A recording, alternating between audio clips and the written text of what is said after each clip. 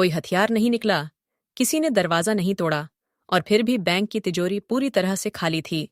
न खून, न शोर, सिर्फ गायब हुआ करोड़ों का माल। उस रात बैंक के अलार्म सिस्टम ने कोई संकेत नहीं दिया, सीसीटीवी कैमरों ने कुछ नहीं रिकॉर्ड किया, और वहां काम करने वाले किसी शख्स को जरा सी भनक तक नहीं लगी। जब अगली सुबह बैंक खुला तो स्ट्रांग रूम की फर्श टूटी हुई थी और नीचे से एक सीधी सुरंग निकल रही थी। सुरंग जो बैंक के नीचे बने एक बंद रेस्टोरेंट से आई थी। आज 50 लाख नकद और 80 किलो सोना, यानी करीब 8 करोड़ रुपए का माल, बिना कोई गोली चले, बिना कोई दरवाजा तोड़े, बिना किसी गार्ड से भिड़े, गायब हो चुका था। ये कोई फिल्मी कहानी नहीं थी, ये असली घटना थी, और इसे अंजाम दिया गया भारत की सबसे योजनाबद्ध, तकनीकी और साइलेंट बैंक डकैती के रूप में। केरल के मलप्पुरम जिले के एक छोटे से गांव चेलेम्ब्रा में हुई ये वारदात पूरे देश को चौंका देने वाली थी, न सिर्फ चोरी के स्केल की वजह से, बल्कि जिस सफाई और प्रोफेशनल तरीके से इसे अंजाम दिया गया, वो भारतीय क्राइम हिस्ट्री में मिसाल बन गया। 3 हफ्तों तक सुरंग खोदी गई, दिन में दुकान बंद रहती थी, रात को खुदाई होती थी, और आसपास के किसी शख्स को जरा भी शक नहीं हुआ कि उनके नीचे एक बैंक डकैती की तैयारी चल रही है। इस वीडियो में हम जानेंगे कि वो 4 लोग कौन थे जिन्होंने इतना बड़ा प्लान बिना किसी हिंसा के पूरा कर लिया। उन्होंने इतना सटीक नक्शा और तैयारी कहां से की, और आखिरकार जब कोई सबूत ही नहीं था तो केरल पुलिस ने उन्हें ढूंढ कैसे लिया। चेलेम्ब्रा केरल के मलप्पुरम जिले में बसा एक छोटा और शांत गांव है, जहां ज्यादातर लोग या तो खेती से जुड़े हैं या छोटे व्यापार करते हैं, और अपराध जैसी चीजें वहां दुर्लभ मानी जाती हैं। गांव के बीचों बीच स्थित है केरल ग्रामीण बैंक की एक साधारण सी शाखा। न कोई भारी सिक्योरिटी, न ही हाईटेक निगरानी व्यवस्था, बस 2 गार्ड, एक तिजोरी और रोजमर्रा की सामान्य बैंकिंग गतिविधियां। इस बैंक के ठीक नीचे एक पुराना रेस्टोरेंट बंद पड़ा था, जो कई महीनों से खाली था और लोगों की नजरों से लगभग हट चुका था। यही बना इस पूरे क्राइम का एंट्री पॉइंट। 14 दिसंबर 2007 को 4 लोगों ने इस रेस्टोरेंट को किराए पर लिया और खुद को वीरप्पन आर्ट्स एंड आर्किटेक्चर नामक इंटीरियर डिजाइन कंपनी के कर्मचारी बताया, जिससे उन्हें कोई शक ना हो। उन्होंने मकान मालिक को बताया कि वो यहाँ एक नया ऑफिस और डिजाइन स्टूडियो खोलने वाले हैं, और जल्दी से किराया जमा कर काम शुरू कर दिया। कोई शोर शराबा नहीं, कोई उल्टा पुल्टा व्यवहार नहीं।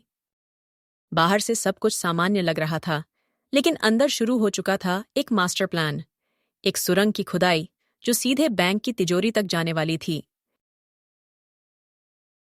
इस पूरी डकैती को अंजाम देने वाले 4 लोग थे, पीएसी, शिबू, सातर, सलीम और इकबाल। चारों का आपराधिक रिकॉर्ड ज्यादा बड़ा नहीं था, लेकिन दिमाग तेज और सोच खतरनाक थी। पी जाई शिबू इस प्लान का मास्टरमाइंड था, जिसे इलेक्ट्रॉनिक उपकरणों और टेक्निकल कामों में अच्छी जानकारी थी। वह पहले इलेक्ट्रॉनिक्स रिपेयरिंग करता था और उसे साउंड प्रूफिंग से लेकर ड्रिलिंग तक का अनुभव था। सातर एक कॉन्ट्रैक्टर के रूप में काम कर चुका था। उसे इमारतों की संरचना, नक्शे और कंस्ट्रक्शन से जुड़ी तकनीकों की जानकारी थी। वही इस ऑपरेशन का ग्राउंड इंजीनियर था। सलीम, जो पहले एक सिक्योरिटी कंपनी में काम कर चुका था, बैंकों की तिजोरियों, लॉकिंग सिस्टम और उनके फिजिकल लेआउट को अच्छी तरह समझता था। उसकी जिम्मेदारी थी सही पॉइंट को टारगेट करना। इकबाल गिरोह का सबसे शांत लेकिन सबसे जरूरी सदस्य था। उसे गाड़ियों, ट्रैवल रूट्स और ट्रांसपोर्ट मैनेजमेंट की बारीक समझ थी। चोरी के बाद माल को कैसे और कहां पहुंचाना है, ये उसकी प्लानिंग का हिस्सा था। ये चारों पहली बार पुणे में एक बैंक को टारगेट करने के लिए मिले थे, जहां उन्होंने इसी तरह एक दुकान किराए पर लेकर सुरंग खोदनी शुरू की थी। लेकिन वहां का स्ट्रक्चर मजबूत था और आसपास के लोगों को शक हो गया था, जिसके चलते उन्हें बीच में काम छोड़कर भागना पड़ा था। उस फेल मिशन से उन्होंने सीखा और अगली बार उन्होंने चुना चेलेम्ब्रा, एक शांत गांव, कम सिक्योरिटी, कोई सवाल नहीं, और नीचे एक खाली रेस्टोरेंट, यानी एकदम परफेक्ट सेटअप। चेलेम्ब्रा बैंक डकैती की सबसे खतरनाक और दिलचस्प बात यही थी। इसकी प्लानिंग इतनी सटीक, शांत और प्रोफेशनल थी कि पुलिस को भी शुरुआत में यह यकीन करना मुश्किल हो गया था कि ऐसा कुछ बिना किसी इनसाइडर की मदद के संभव हो सकता है। गिरोह ने सबसे पहले बैंक के स्ट्रांग रूम का एक रफ नक्शा हासिल किया, जो या तो किसी पूर्व कर्मचारी से या पास के सरकारी भवन विभाग से गलत तरीके से प्राप्त किया गया था, लेकिन इतना पक्का है कि उनके पास स्ट्रांग रूम की लोकेशन और उसकी गहराई की जानकारी पूरी तरह मौजूद थी। इस जानकारी के आधार पर उन्होंने तय किया कि रेस्टोरेंट का कौन सा हिस्सा उन्हें तोड़ना होगा, ताकि सुरंग सीधी बैंक की तिजोरी के नीचे तक पहुंचे और उसमें ना कोई मोड़ हो, ना खतरा। साजिश को अंजाम देने के लिए उन्होंने एक फर्जी company Veerappan arts and architecture के नाम पर सामान खरीदना शुरू किया, जिसमें शामिल थे gas cutter, electric drill, construction grade rubber sheets और sound proof insulation material. Rubber sheets और प्लास्टिक कवरिंग का इस्तेमाल इसलिए किया गया ताकि खुदाई के दौरान उत्पन्न होने वाली आवाजें और वाइब्रेशन आसपास की दीवारों से बाहर ना जाएं और किसी को शक न हो। उन्होंने एक पुरानी जनरेटर मशीन को साइलेंसर लगाकर अंदर लगाया, जिससे बिजली के औजार चल सकें, लेकिन रेस्टोरेंट के बाहर किसी को मशीन की भनक भी न लगे। खुदाई का काम सिर्फ रात के समय होता था, जब आसपास के सभी घर सो जाते थे, और वो भी एक तयशुदा टाइम लिमिट में, ताकि कोई पड़ोसी आवाज की आदत न पकड़ सके। 3 हफ्तों तक यह खुदाई लगातार की गई।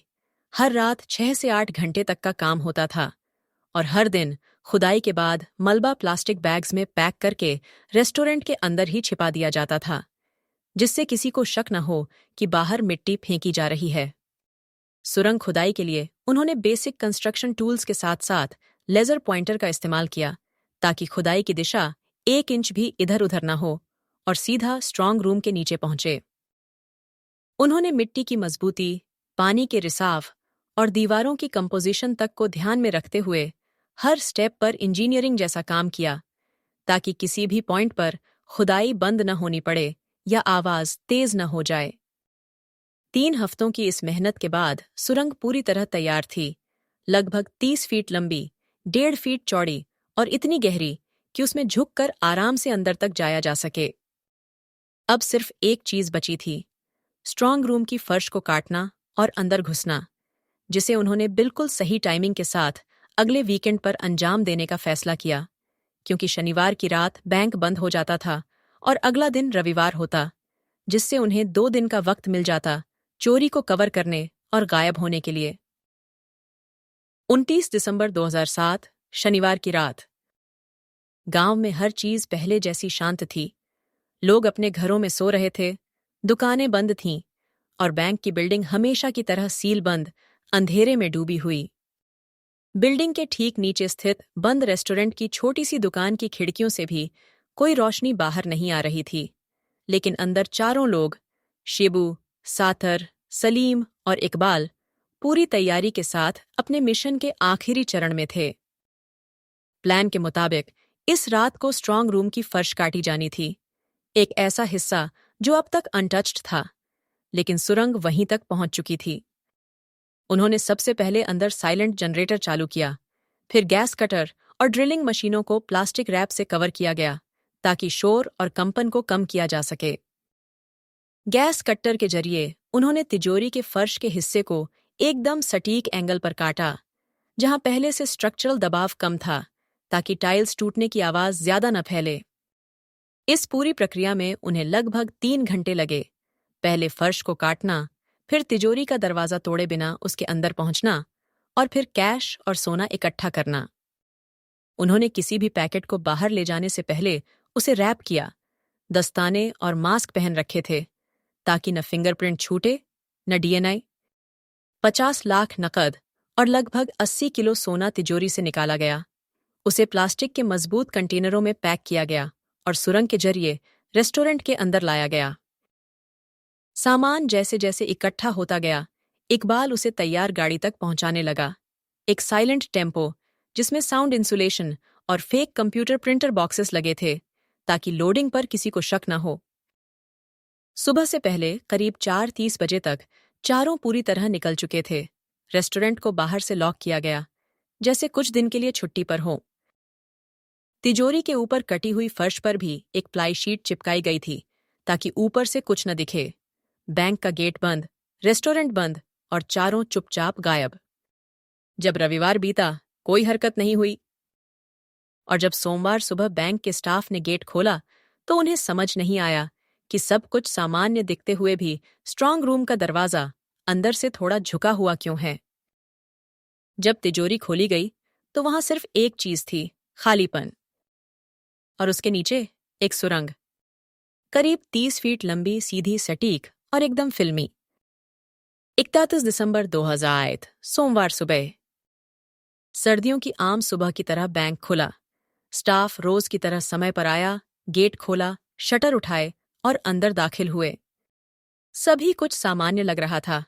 कोई ताला टूटा हुआ नहीं था, दरवाजों पर कोई खरोंच नहीं थी और स्ट्रांग रूम का बाहरी दरवाजा पूरी तरह बंद था।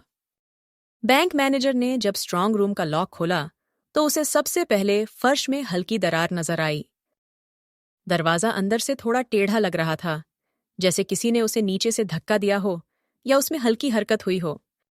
जैसे ही फर्श को ध्यान से देखा गया, सबके होश उड़ गए। फर्श टूटी हुई थी और उसमें से नीचे एक सुरंग निकल रही थी। तिजोरी खाली थी, अंदर न कैश था न सोना, बस चारों तरफ बिखरे हुए कुछ कागज और धूल। पूरा स्टाफ स्तब्ध खड़ा था, किसी को समझ नहीं आ रहा था कि यह सब कैसे हुआ। किसी ने बैंक की अलार्म प्रणाली को नहीं छेड़ा था, सीसीटीवी सिस्टम एक्टिव नहीं था और गार्ड्स को भी कोई हलचल महसूस नहीं हुई थी। तुरंत पुलिस को बुलाया गया और मलप्पुरम थाने की एक टीम कुछ ही घंटों में मौके पर पहुंच गई। जांच टीम जब मौके पर पहुंची तो सबसे पहला कदम था जगह को सील करना, ताकि सबूत सुरक्षित रहें। फॉरेंसिक टीम ने मौके की छानबीन शुरू की, लेकिन हैरानी की बात यह थी कि स्ट्रांग रूम, रेस्टोरेंट और सुरंग, तीनों जगहों पर एक भी फिंगरप्रिंट नहीं मिला। न कोई जूते के निशान थे, न खून, न बाल, न कोई सीधा सबूत। सिर्फ सुरंग थी, एकदम सटीक, मिलीमीटर तक प्लान की हुई और उतनी ही पेशेवर तरीके से बनाई गई जैसी किसी खनन इंजीनियरिंग प्रोजेक्ट में होती है। पुलिस के पास शुरुआती दौर में न तो संदिग्ध थे, न कोई वाहन नंबर और न ही कोई क्लियर फुटेज। बैंक के आसपास लगे कैमरे या तो खराब थे या सही दिशा में नहीं थे, यानी डकैतों ने न सिर्फ तिजोरी तक पहुंचने की तैयारी की थी, बल्कि आसपास की सिक्योरिटी खामियों का पूरा फायदा उठाया था। अब केस एक ऐसे मोड़ पर था जहां पुलिस के पास सिर्फ एक सुरंग थी और एक चुनौती। चोरों ने कुछ नहीं छोड़ा, फिर भी उन्हें पकड़ना है। जांच की शुरुआती 2 दिन पुलिस के लिए बेहद मुश्किल भरे थे। बैंक की जगह को चारों ओर से घेर लिया गया था। मीडिया में खबरें चलने लगी थीं कि भारत में मनी हीस्ट जैसी डकैती हुई है और जनता के बीच भी अफवाहें फैलने लगी थीं। लेकिन पुलिस के पास न तो सीसीटीवी फुटेज था, न कोई गवाह और न ही डकैतों के बारे में कोई जानकारी। तभी एक वरिष्ठ अफसर ने सुझाव दिया, मोबाइल टावर डेटा चेक किया जाए। क्योंकि अपराधियों ने सुरंग के लिए रेस्टोरेंट में 3 हफ्ते बिताए थे, तो जरूरी था कि उन्होंने उस इलाके में मोबाइल फोन इस्तेमाल किया हो। जांच टीम ने चेलेम्ब्रा बैंक के आसपास के 3 मोबाइल टावरों का डेटा मंगवाया। सिर्फ उस दिन का नहीं, बल्कि पूरे 3 हफ्तों का कॉल डंप रिकॉर्ड निकलवाया गया। लाखों कॉल्स का डेटा आया, लेकिन पुलिस ने हार नहीं मानी। एक स्पेशल टीम बनाई गई जिसने उन नंबरों को छांटना शुरू किया जो बार बार उसी लोकेशन से एक्टिव हो रहे थे, लेकिन बैंक स्टाफ या आसपास के लोगों से मेल नहीं खाते थे। और यहीं से मिला पहला सुराग, एक ऐसा मोबाइल नंबर जो बार बार उस इलाके में एक्टिव हो रहा था, लेकिन किसी स्थानीय व्यक्ति के नाम पर नहीं था। पुलिस ने उस नंबर की कॉल डिटेल रिकॉर्ड्स, CDRs निकाली और देखा कि वह नंबर डकैती के 1 दिन बाद हैदराबाद और फिर बेंगलुरु में एक्टिव था।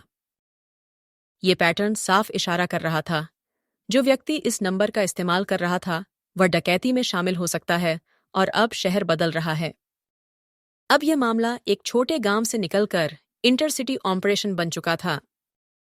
उस मोबाइल नंबर को ट्रैक करते हुए पुलिस पहुंची पीची, शिबू नाम के शख्स तक, एक इलेक्ट्रॉनिक्स रिपेयरिंग करने वाला आदमी जिसकी पहचान स्थानीय रजिस्ट्रेशन में नहीं थी और जिसने हाल ही में अपना मोबाइल नंबर बदला था। जब उससे पूछताछ शुरू हुई तो उसके जवाब उलझे हुए और विरोधाभासी थे। शिबू कह रहा था कि वह उस समय चेलेम्ब्रा में था ही नहीं, लेकिन मोबाइल टावर डेटा बता रहा था कि उसका फोन उसी रात बैंक के पास एक्टिव था। यहीं से पुलिस को पहली बार यकीन हुआ, हम सही ट्रैक पर हैं। पी चाई। शिबू की गिरफ्तारी के साथ ही पुलिस को उम्मीद की एक बड़ी किरण मिल गई थी, लेकिन कहानी यहीं खत्म नहीं हुई थी। असली चुनौती अब बाकी के तीनों आरोपियों तक पहुंचने की थी। शिबू की शुरुआती पूछताछ में कोई ठोस बयान नहीं मिला। वह बार बार अपना बयान बदलता, जगहों के नाम गड़बड़ाता और खुद को निर्दोष बताने की कोशिश करता।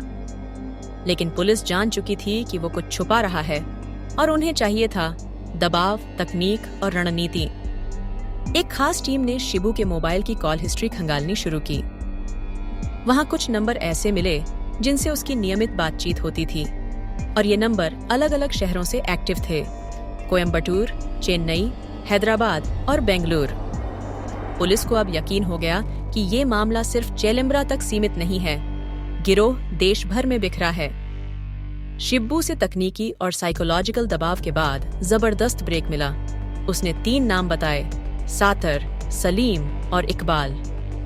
तीनों नाम पुलिस रिकॉर्ड में सीधे दर्ज नहीं थे, लेकिन मोबाइल लोकेशन और पुराने होटल बुकिंग डेटा के जरिए उनकी ट्रैकिंग शुरू कर दी गई। पुलिस टीमों को 3 राज्यों में भेजा गया, एक टीम कोयम्बटूर में, दूसरी हैदराबाद और तीसरी बेंगलुरु में। पुलिस को जल्द ही पता चला कि ये आरोपी हर शहर में बहुत कम समय ठहरते थे और नकली पहचान का इस्तेमाल करते थे। कोई अपने को टेक्नीशियन बताता तो कोई सेल्समैन। 3 दिन की पीछा पहचानी के बाद सबसे पहले सातर को कोयम्बटूर से पकड़ा गया। उसकी गिरफ्तारी के 24 घंटे बाद सलीम हैदराबाद में एक होटल से पकड़ा गया, जहां वह गुड फ्रेंड्स ट्रेडिंग नाम से बुकिंग लेकर रुका था।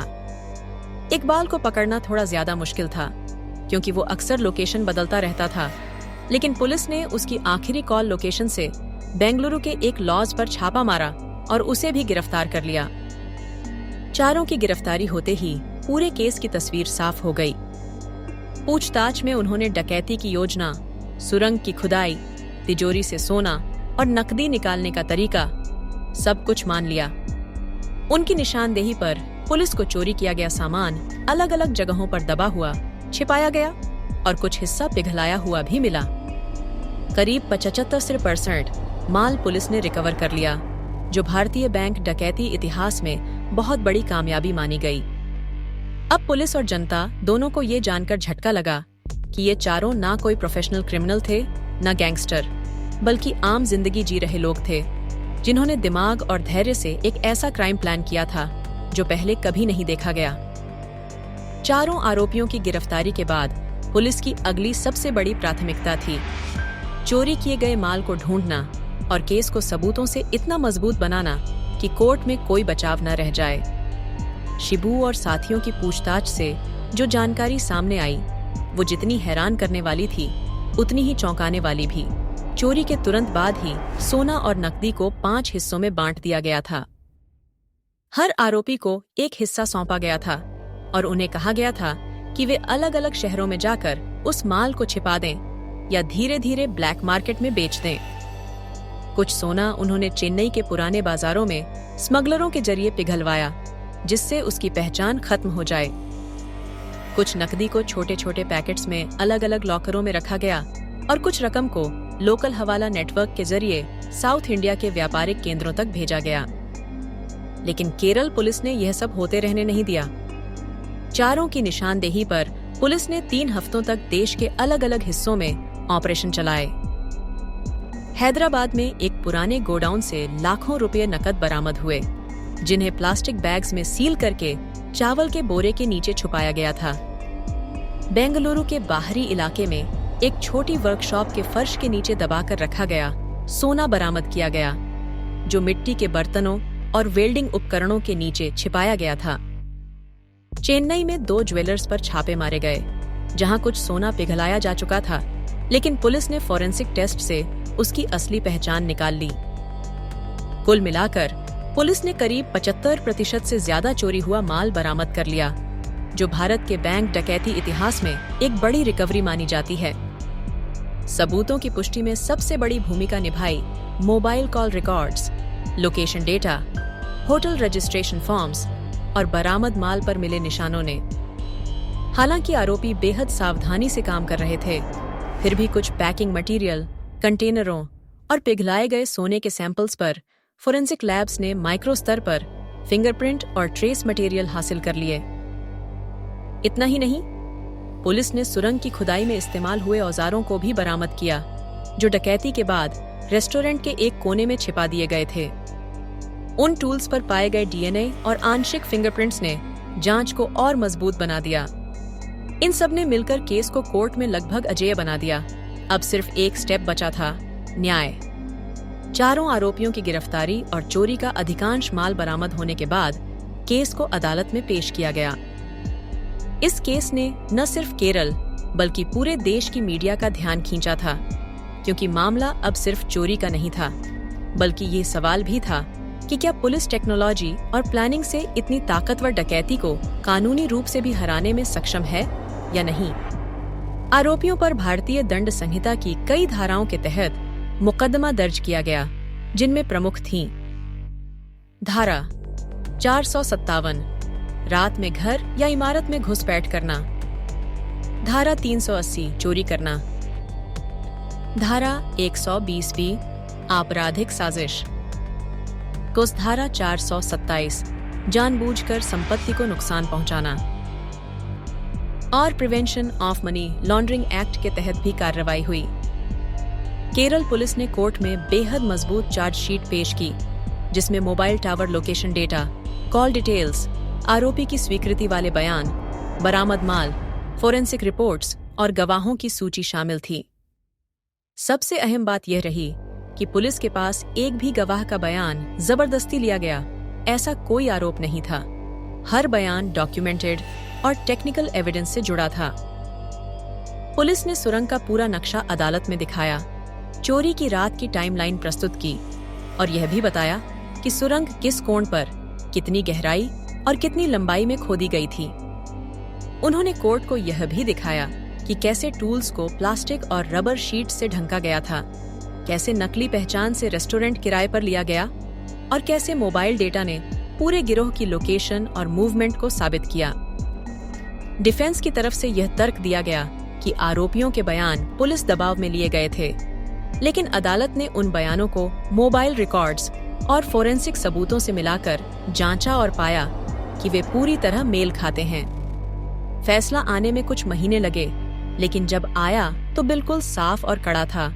चारों को दोषी ठहराया गया। कोर्ट ने उन्हें कठोर कारावास की सजा सुनाई। हर आरोपी को चोरी, साजिश और लॉन्ड्रिंग के लिए अलग अलग अवधि की सजाएं दी गईं, जो एक साथ नहीं बल्कि क्रमशः चलनी थीं, जिससे उन्हें कुल मिलाकर कई वर्षों तक जेल में रहना पड़ेगा। इसके साथ ही अदालत ने चोरी का माल बरामद करने में केरल पुलिस की कार्यशैली की तारीफ की और कहा कि यह केस भारत में टेक्नोलॉजिकल इन्वेस्टिगेशन का एक उदाहरण है। इस फैसले ने न सिर्फ पुलिस और कानून व्यवस्था में लोगों का भरोसा बढ़ाया, बल्कि उन अफसरों को भी मान्यता दिलाई जो केस के दौरान दिन रात मेहनत कर रहे थे। चेलेम्ब्रा बैंक डकैती जैसे हाई प्रोफाइल और तकनीकी रूप से जटिल केस को हल करना किसी एक इंसान का काम नहीं था। इसके पीछे थी एक समर्पित, तेज दिमाग और रणनीतिक सोच से भरपूर पुलिस टीम, जिसने इस केस को अंजाम तक पहुंचाया।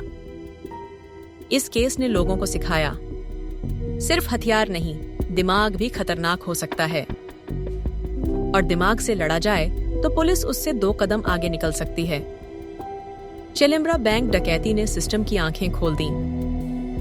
बैंकों की सुरक्षा प्रणाली पर सवाल उठे, खासकर स्ट्रॉन्ग रूम्स की पोजीशन, बिल्डिंग की निगरानी और आसपास की दुकानों पर कंट्रोल। इसके बाद कई राज्यों में बैंक ब्रांचेस की फिजिकल सिक्योरिटी ऑडिट कराई गई। कई जगह स्ट्रॉन्ग रूम्स की जगह बदली गई। ग्राउंड फ्लोर शाखाओं पर सख्त गाइडलाइंस लागू हुईं। केरल पुलिस की इस जांच को भारत के कई पुलिस ट्रेनिंग सेंटर्स में बतौर केस स्टडी पढ़ाया जाने लगा। इन माइंड माई इन नॉन्ड, कैसे टेक्नोलॉजी, टीम वर्क और धैर्य से सबसे क्लीन दिखने वाले क्राइम को भी सुलझाया जा सकता है। तो ये थी चेलेम्ब्रा बैंक डकैती की पूरी सच्ची कहानी। बिना खून, बिना शोर, सिर्फ दिमाग और प्लानिंग से अंजाम दी गई भारत की सबसे साफ सुथरी और खतरनाक चोरी। अगर आपको ये कहानी दिलचस्प लगी हो तो वीडियो को लाइक करें, चैनल को सब्सक्राइब करें और कमेंट में बताएं, क्या आपने इससे भी बड़ा या चालाक क्राइम सुना है? मिलते हैं अगले केस के साथ। तब तक के लिए सतर्क रहिए, सुरक्षित रहिए।